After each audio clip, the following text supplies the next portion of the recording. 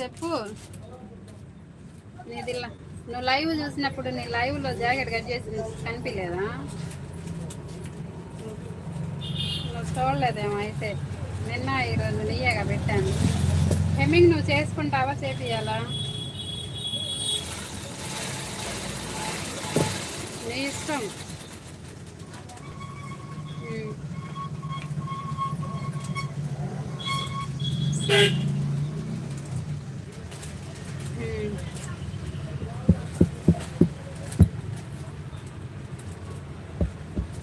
సరే. మధ్యాహ్నం నేను చేస్తే నీది కలవలేదు అక్క. నువ్వు చేసావు, మిస్డ్ కాల్ వచ్చింది. నువ్వేం వాట్సాప్ కాల్